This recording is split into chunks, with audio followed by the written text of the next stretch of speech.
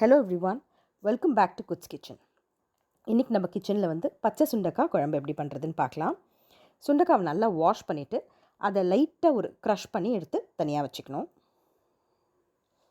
மீன்வாயில் நமக்கு எவ்வளோ குழம்பு தேவையோ அந்த அளவுக்கு புளி ஊற வச்சு நல்லா கரைச்சிட்டு ஃபில்டர் பண்ணி அந்த எக்ஸ்ட்ராக்டை தனியாக வச்சுக்கலாம்.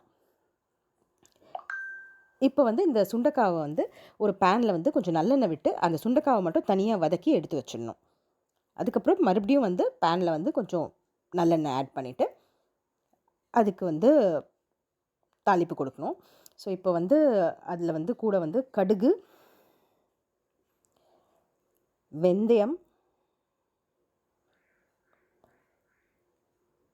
காஞ்ச மிளகாய், கருவேப்பிலை, பூண்டு, பச்சை மிளகாய் எல்லாம் போட்டு கொஞ்சம் சாட்டே பண்ணிக்கலாம். இது கூடவே கொஞ்சம் சாப்ட் ஆனியன் கொஞ்சம் வதங்கினதும் தக்காளியும் ஆட் பண்ணிக்கலாம். ஸோ தக்காளியும் ஆட் பண்ணி ஒரு ஸ்டர். இது கூட கொஞ்சம் மஞ்சள் பொடியும் ஆட் பண்ணிக்கலாம். அது ஒரு பக்கம் வதங்கிட்டு இருக்கும்போது இந்த புளி எக்ஸ்ட்ராக்டில் கொஞ்சம் தேவையான அளவு உப்பு அண்ட் குழம்பு மிளகாய்த்தூள் அதை ஆட் பண்ணிவிட்டு நல்லா கரைச்சி வச்சுக்கணும்.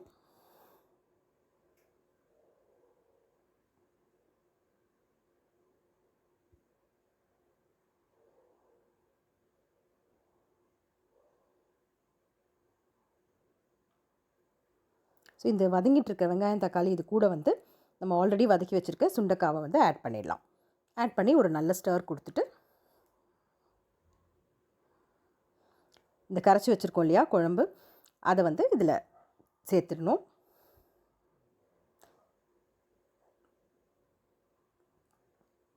சேர்த்துட்டு கிவ் இட் அ நைஸ் ஸ்டர்